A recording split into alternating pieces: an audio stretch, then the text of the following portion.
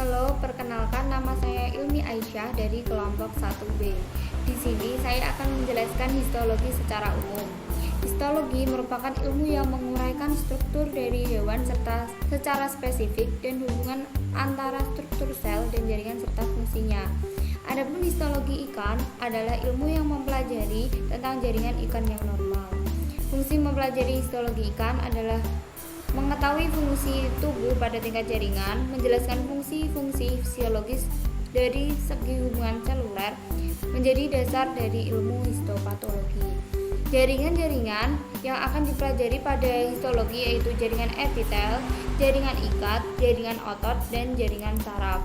Jaringan epitel berfungsi melindungi sekresi enzim dan lendir, umumnya terletak di atas lamina basalis dan berhubungan dengan jaringan ikat di bawahnya.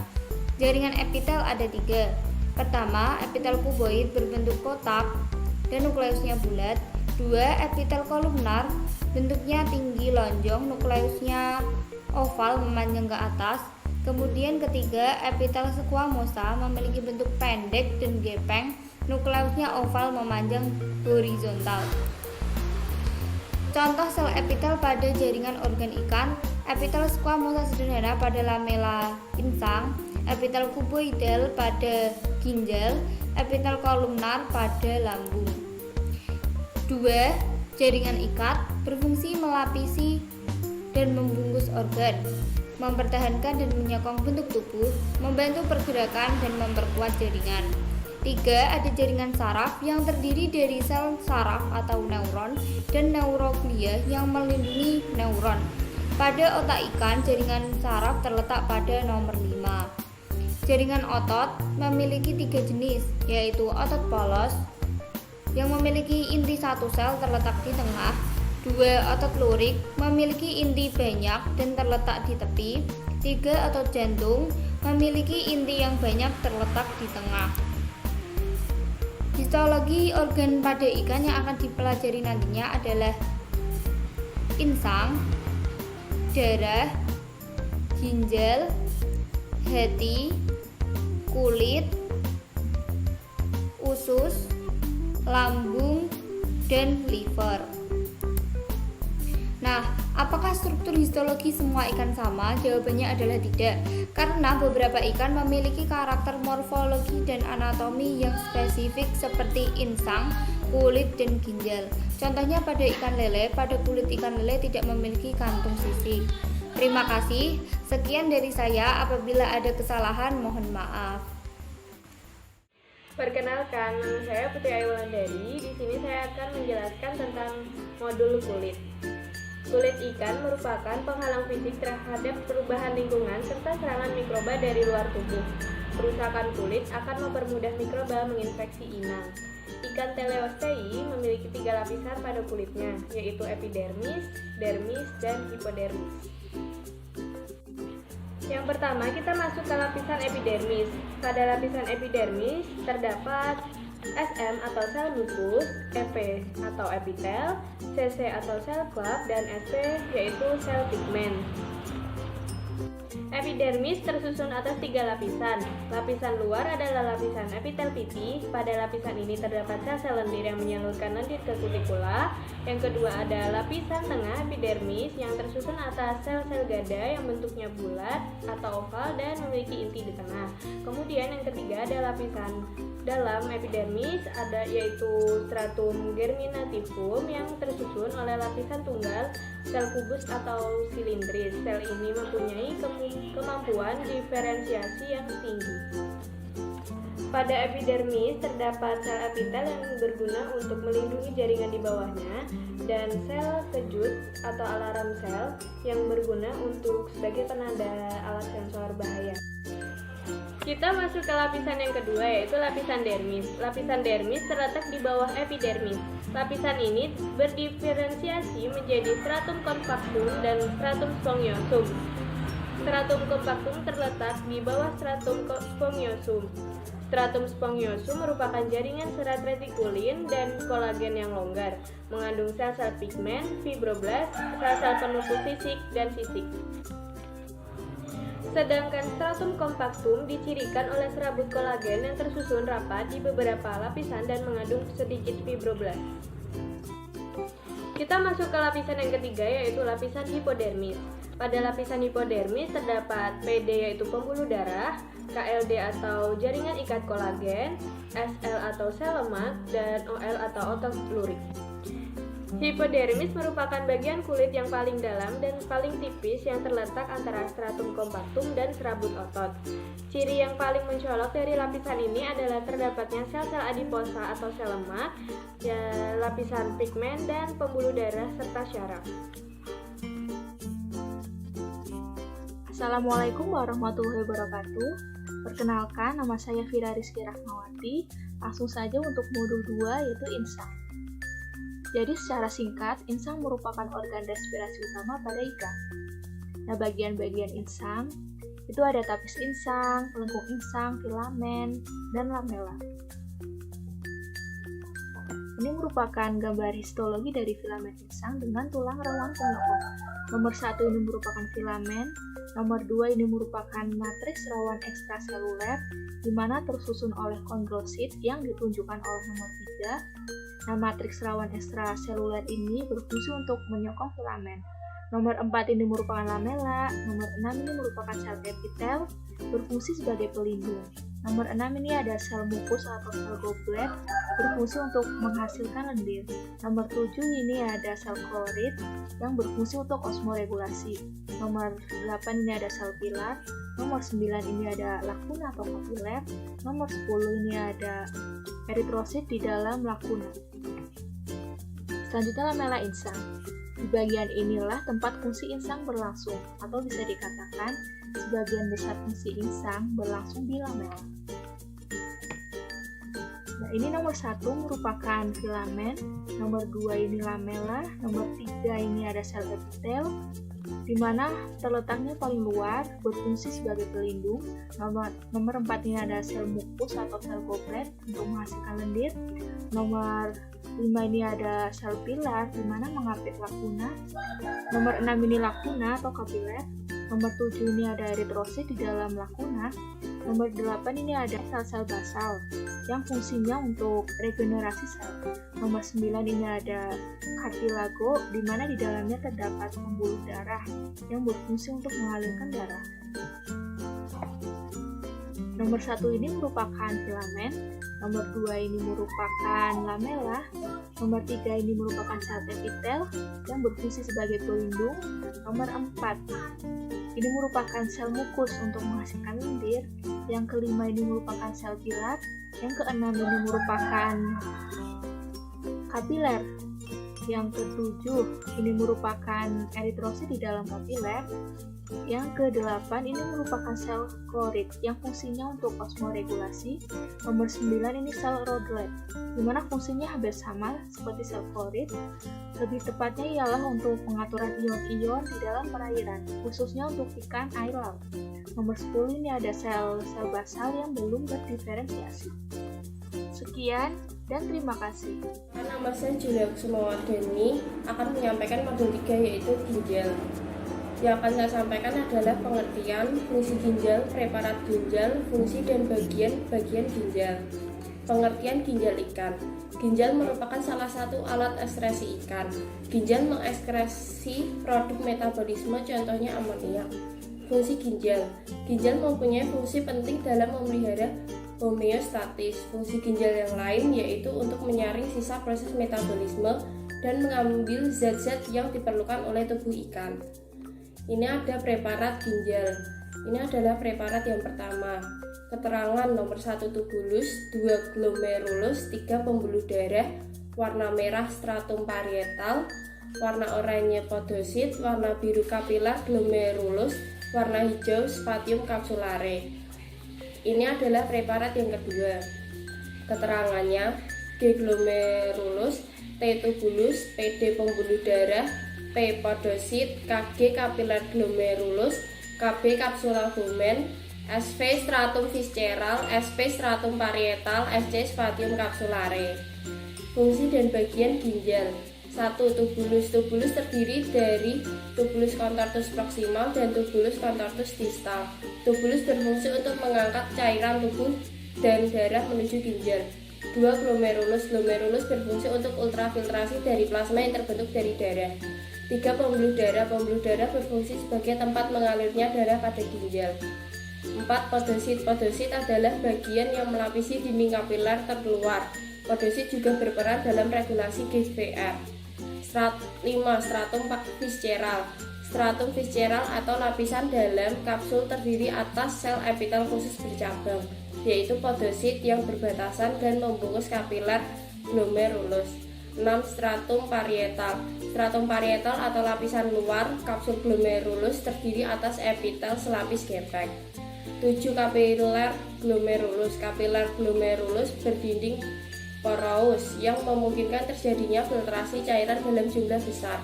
8. Spatium capsulare. Spatium capsulare merupakan tempat hasil filtrasi. Ini adalah daftar pustakanya. Terima kasih. Assalamualaikum warahmatullahi wabarakatuh. Perkenalkan, nama saya Sekar Adelia Maharani, NIM 2602011120008 dari kelompok 1B. Di sini saya akan memaparkan modul 4, yaitu usus. Usus merupakan organ yang berfungsi untuk mencerna makanan dan juga sebagai tempat penyerapan sari-sari makanan pada ikan. Usus memiliki 4 bagian. Yang pertama adalah lapisan mukosa, yang kedua lapisan submukosa, yang ketiga lapisan muskularis, yang keempat adalah lapisan serosa. Pada lapisan mukosa terdapat epitel, merupakan lapisan terluar dan terdekat dengan lumen. Selanjutnya adalah lamina propria, merupakan lapisan jaringan ikat tipis yang di dalamnya terdapat limfosit atau sel darah putih. Yang terakhir ada muskularis mukosa yang berfungsi untuk membantu sel mukosa. Lapisan yang kedua yaitu lapisan submukosa. Lapisan ini tersusun atas jaringan ikat longgar yang berfungsi untuk menguatkan mukosa. Jaringan ikat longgar juga berfungsi untuk membantu gerakan peristaltik. Lapisan yang ketiga yaitu lapisan muskularis, merupakan lapisan tersusun atas jaringan otot yang berfungsi untuk menyokong submukosa. Dan lapisan yang keempat adalah lapisan serosa, tersusun atas jaringan ikat tipis yang berfungsi untuk melindungi usus. Kemudian saya akan menunjukkan bagian-bagian usus tersebut pada gambar preparat. Pada preparat usus tersebut terdapat tunika mukosa, tunika muskularis, tunika serosa, dan tunika submukosa. Kemudian terdapat sel goblet. Sel goblet berfungsi untuk mensekresikan mukus, kemudian untuk melumasi serta melindungi permukaan dari usus. Bagian selanjutnya adalah lamina propria, limfonodus, dan lamina epitelia. Pada preparat selanjutnya terdapat tunika mukosa, tunika muskularis, tunika serosa yang nampak lebih jelas pada preparat ini. Demikian pemaparan materi modul 4 yang dapat saya lakukan. Apabila ada salah saya mohon maaf. Sekian dan terima kasih. Perkenalkan, nama saya Wildan Dasid Mukhtar. Di sini saya akan menjelaskan mengenai modul lambung. Lambung merupakan salah satu organ pencernaan pada ikan yang fungsinya sebagai tempat penampung makanan, dan setiap ikan daya tampungnya itu berbeda-beda tergantung dari jenis dan ukuran ikan tersebut. Kemudian lambung dibagi menjadi 3 bagian. Yang pertama kardiak, fundus, dan pilorik.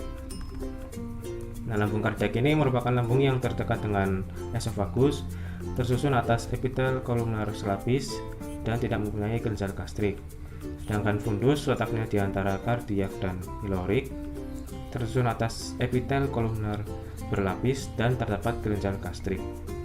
Kemudian untuk pilorik ini letaknya dekat dengan usus, tersusun atas epitel kolumnar tinggi dan tidak mempunyai kelenjar gastrik.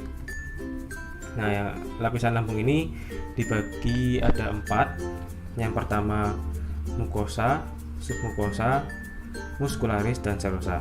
Nah, ini merupakan gambar preparat histologi dari lambung ikan gabus. Selanjutnya lapisan mukosa ini terdiri dari jaringan epitel dan lamina propria. Nah, pada mukosa ini juga terdapat mukus yang fungsinya itu sebagai pelapis yang untuk melindungi mukosa dari kerusakan mekanis. Kemudian submukosa yang tersusun dari jaringan ikat longgar dan terdapat pembuluh darah. Kemudian untuk muskularis ini terdiri dari jaringan otot yang fungsinya sebagai penyokong ya. Kemudian lapisan serosa terdiri dari jaringan ikat tipis, terdapat pembuluh darah dan dilapisi mesotelium. Nah, selanjutnya ini gambar lapisan mukosa lambung. Yang pertama ini adalah lamina epitel yang ada di atas ini. Kemudian ada vaveola gastrik dan ada kelenjar lambung. Nah, selanjutnya ini merupakan preparat histologi lambung belut. Hampir sama dengan lambung ikan gabus tadi, di mana lapisannya ada 4 juga, lapisan mukosa, submukosa, muskularis, dan serosa. Dan di lapisan mukosa ini terdapat lamina epitel dan juga lamina propria. Nah, pada lapisan muskularis terdapat otot memanjang dan otot melingkar, seperti yang terlihat pada gambar. Sekian yang dapat saya sampaikan, terima kasih. Perkenalkan, nama saya Widyaningrum Dwi Aryani. Saya akan menyampaikan modul 6 yaitu liver atau hati. Fungsi hati sebagai penawar racun dan penyaringan zat-zat atau lintasan metabolisme. Hati tersusun atas hepatosit yang membentuk heksagon. Bagian hati yang pertama yaitu hepatosit. Fungsinya menyusun liver dan berperan dalam melakukan sebagian besar fungsi hati. Yang kedua yaitu sinusoid atau pembuluh darah, yang berfungsi mengalirkan darah ke hati yang dilindungi hepatosit yang ditandai dengan adanya sel darah merah atau eritrosit. Yang ketiga yaitu jaringan ikat, berfungsi melindungi bile duct. Yang keempat yaitu bile duct atau saluran empedu, yang berfungsi menghubungkan dari hati ke empedu maupun ke limpa untuk tujuannya ke usus. Di bile duct terdapat segitiga Kiernan, yaitu perjabangan antara arteri, vena, dan saluran empedu yang letaknya itu saling berdekatan. Yang kelima yaitu ada makrofag, berfungsi melindungi dari benda asing yang memiliki warna kecoklatan. Semakin coklat atau kekuningan, maka semakin banyak patogen yang tertangkap. Yang keenam itu ada pembuluh darah vena, merupakan pembuluh darah paling besar pada hati yang mengandung O2. Yang ketujuh yaitu ada ductus biliaris, yang berfungsi menyalurkan cairan empedu yang disimpan dalam kantong empedu ke dalam usus yang dirangsang oleh makanan dari usus. Nah, hati itu dilindungi oleh liver kapsul atau membran serosa. Perbedaan hati ikan dengan vertebrata lain, dia memiliki pankreas eksokrin atau hepatopankreas yang berfungsi sebagai kelenjar pankreas. Hepatopankreas adalah gabungan hati dan pankreas yang berfungsi untuk akumulasi lemak. Hepatopankreas cenderung pada pencernaan. Berikut penjelasan preparat hati dari saya. Sekian dan terima kasih. Assalamualaikum warahmatullahi wabarakatuh. Perkenalkan, nama saya Zanata Rosabel dari kelompok 1B Histologi Ikan, ingin memaparkan modul 7 mengenai limpa. Limpa merupakan organ yang sangat penting bagi ikan. Limpa juga merupakan pertahanan tubuh. Fungsi limpa: 1. Mencegah benda asing atau patogen masuk. 2. Degradasi sel darah merah atau mensortir eritrosit yang sudah tua. 3. Tempat cadangan darah. 4. Tempat mengakumulasi atau mengumpulkan sel darah putih. Secara histologi, limpa terdiri dari 2 bagian, yaitu parenkim dan stroma. Pada bagian kiri terlihat adalah parenkim, sedangkan pada bagian kanan adalah stroma. Parenkim terdiri dari pulpa putih dan pulpa merah, sedangkan stroma terdiri dari kapsula dan trabekula. Terlihat pada gambar adalah struktur limpa normal ikan gurami. Pada gambar A adalah perbesaran 100 kali dan pada gambar B adalah perbesaran 400 kali. Terlihat pada gambar adalah struktur histologi limpa ikan mujair. A adalah pulpa putih yang berisi leukosit yang berfungsi sebagai sistem kekebalan untuk melawan infeksi atau penyakit. B. Arteri. C. Pulpa merah yang berisi eritrosit yang berfungsi sebagai membuang bahan-bahan yang tidak diperlukan dari dalam darah seperti sel darah merah yang rusak. D. Melanomakrofag yang berfungsi sebagai pelindung dari benda asing yang memiliki warna kecoklatan. Semakin pekat, maka semakin banyak patogen yang ditangkap. E adalah limfosit. Sekian, terima kasih pemaparan dari saya. Wassalamualaikum warahmatullahi wabarakatuh. Halo teman-teman, perkenalkan nama saya Genta Atras Ramadan. Saya dari kelompok 1B. Saya di sini akan menyajikan tentang modul 8 yaitu profil darah. Nah, seperti apa sih profil darah itu, teman-teman? Jadi, darah itu bentuknya itu kayak gini nih, teman-teman. Kita bisa dari preparat. Itu di situ terdapat banyak eritrosit, berarti dapat disimpulkan bahwa preparat itu diambil dari darah ikan segar. Nah, darah itu bagian dari sistem resirkulasi yang berfungsi untuk membawa oksigen, karbon dioksida, serta nutrisi yang dibutuhkan oleh seluruh tubuh kita, teman-teman. Selain itu, darah juga mempunyai fungsi untuk membawa hormon dan juga sisa hasil metabolisme serta bahan patogen. Nah, saya ada gambar preparat darah yang lebih dekat lagi nih, teman-teman. Jadi gambarnya lebih jelas.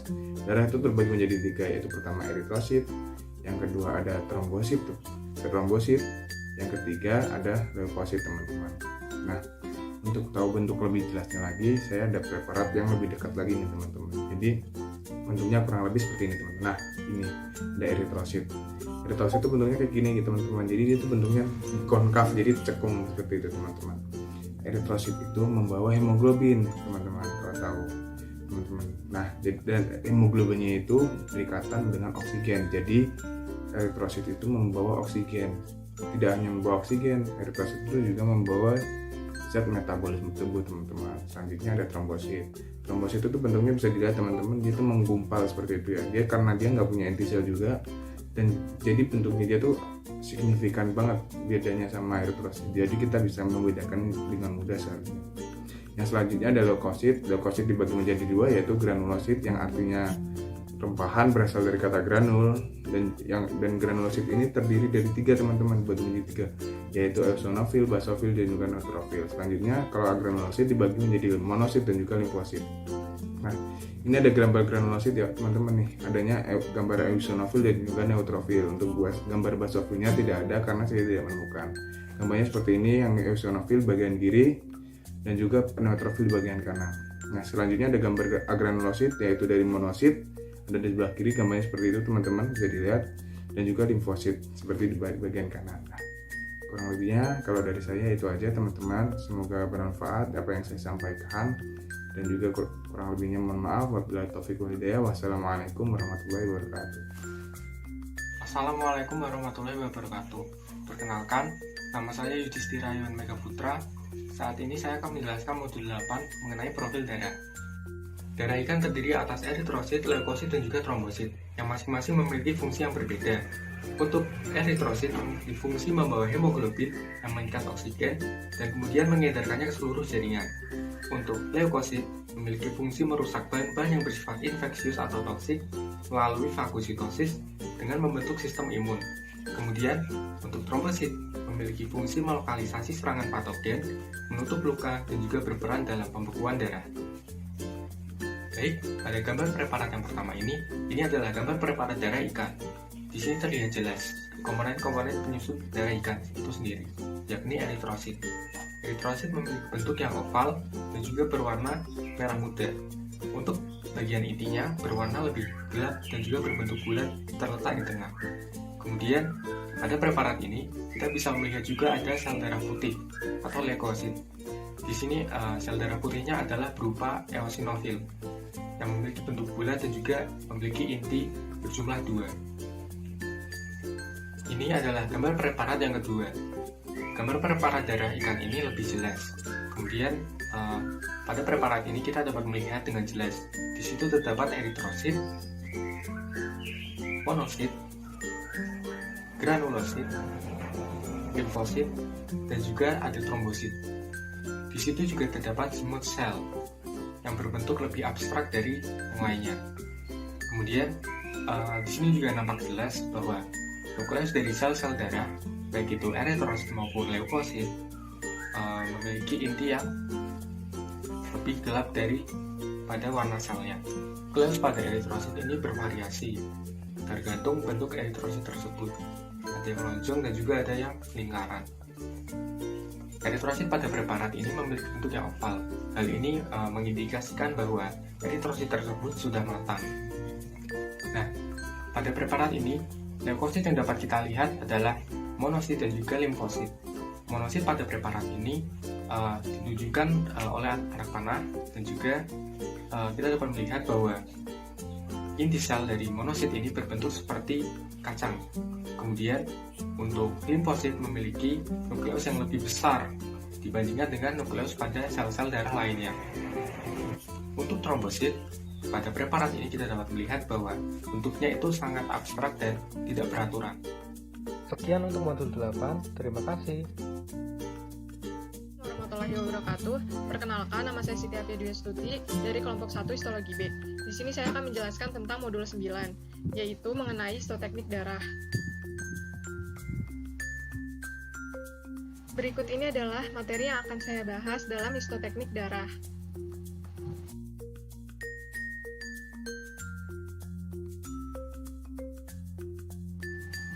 Histoteknik adalah cara untuk membuat sajian histologi dari spesimen tertentu. Spesimen tersebut menggunakan jaringan dari ikan.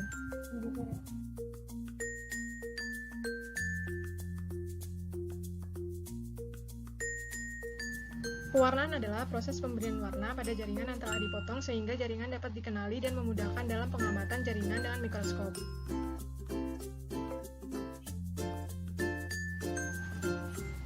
Langkah pertama, ambil sampel ikan yang masih hidup. Langkah kedua, taruh ikan di atas meja dan tutup kepala ikan menggunakan kain yang sudah dibasahi. Langkah ketiga, pengambilan sampel darah menggunakan speed suntik yang telah diberi sedikit larutan ETA agar darah tidak menggumpal. Langkah keempat, masukkan jarum pada bagian pangkal ekor. Langkah kelima, darah dihisap perlahan sampai darah yang dibutuhkan mencukupi. Langkah keenam, sampel darah dipindahkan ke dalam mikrotub.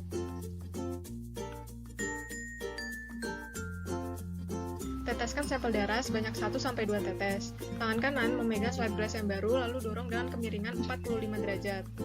Biarkan kering pada suhu ruangan, masukkan ke dalam alkohol, setelah itu angkat dan keringkan. Diberi pewarnaan dengan pewarna gimsa sebanyak 3 tetes selama 5 menit.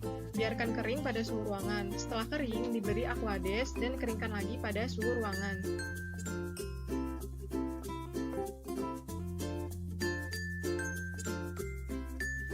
Preparat ulas siap diamati di bawah mikroskop. Amati preparat ulas di bawah mikroskop dimulai dari pembesaran 50 kali sampai 1000 kali. Catat dan gambar yang telah diamati. Berikut ini adalah contoh hasil preparat ulas dari ikan gabus. Kemudian, ini adalah contoh hasil preparat ulas dari ikan betok.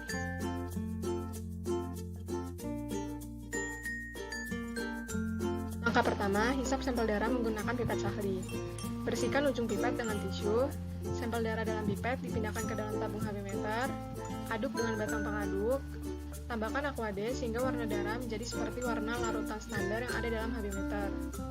Lalu kadar hemoglobin dinyatakan dalam gram persen. Berikut ini adalah contoh dari tabung HB meter. Modul 10 Histoteknik Preparat Histologi oleh Juvendi. Tahapan pembuatan preparat. Yang pertama adalah nekropsi. Nekropsi merupakan pemotongan organ target. Organ target yang dipotong adalah kulit, insang, ginjal, usus, lambung, hati, limpa, dan mata. Fiksasi. Organ target direndam dalam neutral buffer larutan formalin NBF dengan konsentrasi 10% hingga seluruhnya terendam. Fiksasi selama 24 jam dalam larutan neutral buffer formalin, lalu pindahkan organ target dalam alkohol 50-70% apabila akan disimpan dalam waktu yang lama. Kemudian trimming. Sampel yang telah difiksasi dipotong menjadi ukuran yang lebih kecil menggunakan pisau dan dimasukkan ke dalam kaset. Dehidrasi. Dehidrasi merupakan proses untuk menarik cairan dari dalam jaringan bertujuan untuk mencegah terjadinya pengeretan. Dehidrasi dapat dilakukan menggunakan automatic tissue processor menggunakan larutan dengan urutan alkohol 70%, 80%, 90%, dan alkohol absolut 100%.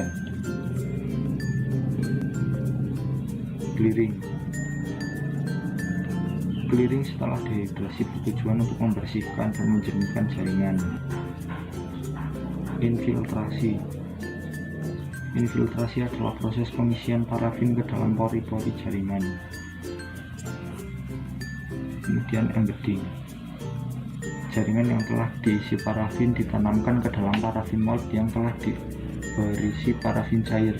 Jaringan diletakkan pada bagian dasar tengah dengan posisi melintang dan menutupnya dengan kaset, kemudian didinginkan. Pemotongan jaringan. Hasil cetakan dipotong dengan ketebalan 4-5 mikron dengan mikrotom.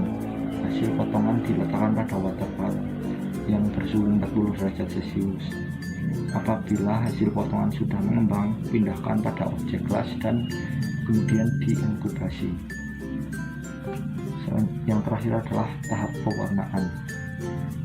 Pewarnaan bertujuan untuk memberikan warna pada organ yang sudah terpotong dengan ketebalan yang sudah diinginkan agar mempermudah dalam proses pengamatan sampel.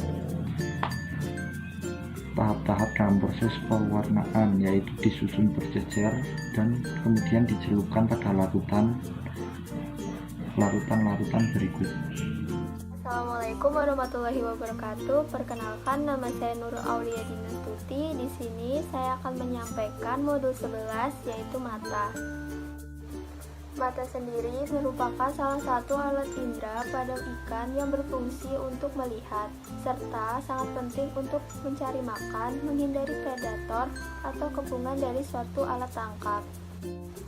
Ini adalah gambar preparat mata dari ikan Devario regina. Dan ini adalah gambar preparat mata dari zebrafish atau Danio renio yang akan saya jelaskan. Nomor 1 yaitu kornea, yang merupakan bagian paling luar yang berfungsi menerima cahaya, mencegah benda asing, dan melindungi mata dari sinar UV. Nomor 2 yaitu lensa, bentuknya sangat jelas yaitu bulat, yang berfungsi untuk memfokuskan dan mengatur banyak sedikitnya cahaya agar jatuh pada retina. Nomor 3 yaitu iris, yang berfungsi memberi warna. Nomor 4 yaitu retina. Strukturnya seperti garis-garis berlapis yang berfungsi menangkap cahaya dan meneruskannya ke saraf optik.